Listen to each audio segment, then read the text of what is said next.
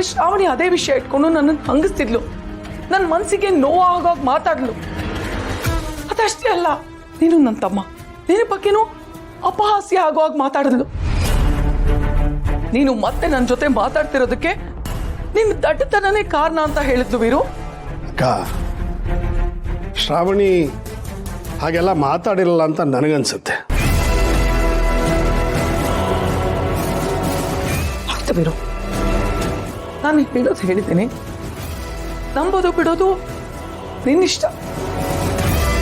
ಎತ್ತಾಡ್ಸಿದ ಮಗಳಲ್ವಾ ಅಂತ ಸಲಿಗೆಯಿಂದ ಕೈ ಮಾಡಕ್ ಹೋದೆ, ಕೋಪದಿಂದ ಅಲ್ಲ.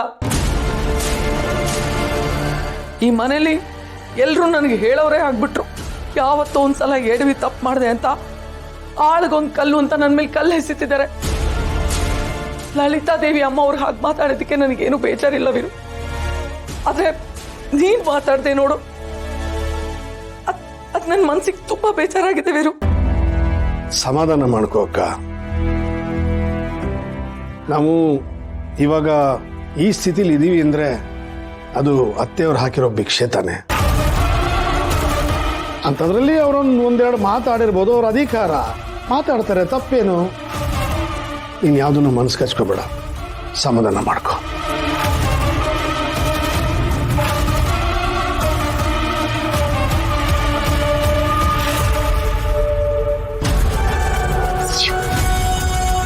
ಎಲ್ಲ ಸರಿ ಹೋಗ್ತಿದೆ, ವೀರು ನನ್ನ ದಾರಿಗೆ ಬರ್ತಿದ್ದಾರೆ ಅಂತ ಅನ್ಕೊಂಡೆ. ಮುದುಕಿ ಲಲಿತಾ ದೇವಿ ಅದು ಮುಗಿದು ಹೋಗಿರೋ ಅಧ್ಯಾಯ ಅಂತ ಅನ್ಕೊಂಡಿದ್ದೆ. ಆದ್ರೆ ಮತ್ತೆ ಬಂದಿದ್ದಾಳೆ. ತಾಯಿ, ಮಗಳು, ಮೊಮ್ಮಗಳು ಎಲ್ಲರೂ ಒಂದೊಂದು ಕಡೆಯಿಂದ ನನಗೆ ಟೆನ್ಷನ್ ಕೊಡ್ತಿದ್ದಾರೆ. ಇವರೆಲ್ಲ ಅಪ್ಪಿ ತಪ್ಪಿ ಒಟ್ಟಿಗೆ ಸೇರಿದ್ರೆ ನನ್ನ ಕಥೆ ಏನಾಗುತ್ತೆ?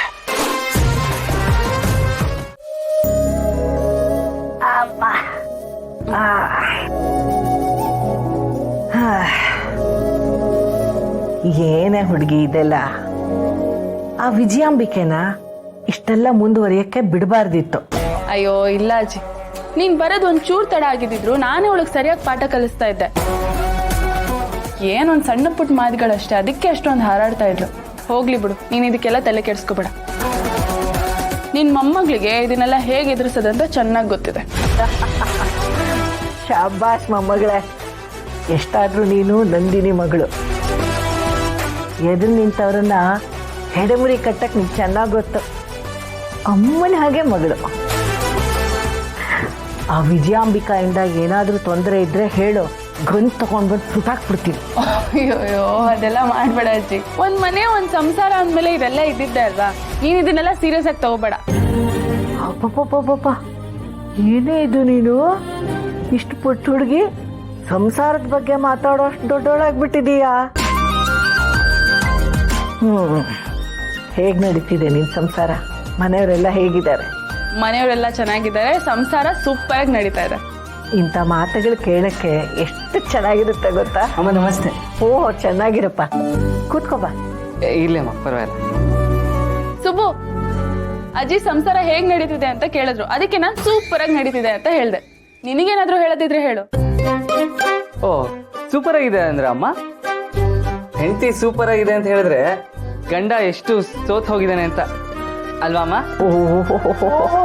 ಹಾಗಾದ್ರೆ ನಿನ್ನ ಸೋಲ್ಸಿ ನಾನ್ ಸೂಪರ್ ಆಗಿದ್ದೀನಾ? ಅಲ್ವಾ, ಮತ್ತೆ ಸಂಸಾರ ಅಂದ್ಮೇಲೆ ಒಬ್ರು ಸೋಲ್ಲೇಬೇಕು, ಒಬ್ರು ಗೆಲ್ಲೇಬೇಕು. ಅದರಲ್ಲೂ ಗಂಡ ಸೋಲ್ಬೇಕು, ಹೆಂಡತಿ ಗೆಲ್ಲಬೇಕು, ಆಗ್ಲೇ ಸಂಸಾರ ಚೆನ್ನಾಗಿರಕ್ ಸಾಧ್ಯ ಅಲ್ವಮ್ಮ? ಪರವಾಗಿಲ್ಲಪ್ಪ, ನೀನು ತುಂಬಾ ಬೇಗ ನೀನ್ ಸಂಸಾರದ ಗುಟ್ಟನ್ನ ತಿಳ್ಕೊಂಡ್ಬಿಟ್ಟಿದೀಯ. ಒಟ್ಟಲ್ಲಿ ನಿಮ್ಗಳ ಹುಡುಗಾಟಕ್ಕೆ ಹೀಗೆ ಇರ್ಲಿ. ಈ ಸಂತೋಷ, ನಗು ಎಲ್ಲ ಹೆಚ್ಚಾಗ್ಲಿ. ಹಾ, ಆದ್ರೆ ನೀವು ನನಗೆ ವಿಶೇಷವಾದ ಸುದ್ದಿ ಕೊಡ್ಲೇ ಇಲ್ವಲ್ಲ, ನಾನು ಅದಕ್ಕೆ ಕಾಯ್ತಾ ಇದ್ದೀನಿ.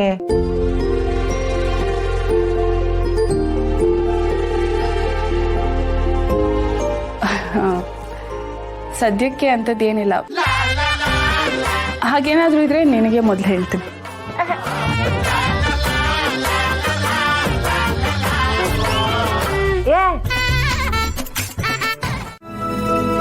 ತಗೋ. ಇದೇ ನಿನ್ನ ಹುಟ್ಟಿದ ಹಬ್ಬಕ್ಕೆ ನನ್ನ ಉಡುಗೊರೆ. ಇದೇನಪ್ಪ ಚೆನ್ನಾಗಿ ಓಡಾಡ್ಕೊಂಡಿರೋ ನನಗೆ ವಾಕಿಂಗ್ ಸ್ಟಿಕ್ ಕೊಡ್ತಿದ್ದಾಳಲ್ಲ ಅಂತ ಅನ್ಕೊಂಡಿದೀಯಾ? ಇದು ನನ್ನ ಗಂಡ ಅಂದ್ರೆ ನಿನ್ನ ಮಾವ ಗಂಗಾಧರ ಮೂರ್ತಿಗಳು ಬಳಸ್ತಾ ಇದ್ದಿದ್ದು ವಾಕಿಂಗ್ ಸ್ಟಿಕ್.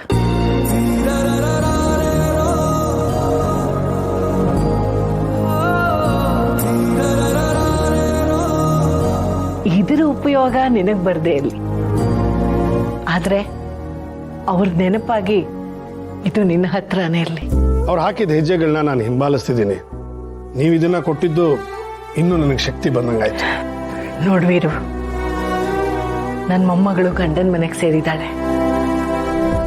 ಅವಳು ಅಲ್ಲಿ ಹೇಗಿರ್ತಾಳೆ ಅನ್ನೋದು ಅವಳ ಹಣೆ ಬರಹ. ಅವಳು ಚೆನ್ನಾಗಿರ್ತಾಳೋ, ಸುಖವಾಗಿರ್ತಾಳೋ, ದುಃಖವಾಗಿರ್ತಾಳೋ, ಎಲ್ರ ಜೊತೆ ಹೊಂದ್ಕೊಂಡು ಹೋಗ್ತಾಳೋ ಇಲ್ವೋ ಎಲ್ಲ ಅವಳ ಕರ್ತವ್ಯ. ಆದ್ರೆ ಅವಳು ಈ ಮನೆಗೆ ಬಂದಾಗ ಅವಳನ್ನ ಚೆನ್ನಾಗಿ ನೋಡ್ಕೊಳ್ಳೋದು ನಿನ್ನ ಜವಾಬ್ದಾರಿ. ಅವಳಿಗೆ ಯಾವತ್ತೂ ಇದು ತಾಯಿ ಇಲ್ಲದ ತವರು ಅಂತ ಅನ್ನಿಸ್ಬಾರ್ದು. ನನ್ಗೆ ಅರ್ಥ ಆಗುತ್ತೆ ಅತ್ತೆಯವ್ರೆ.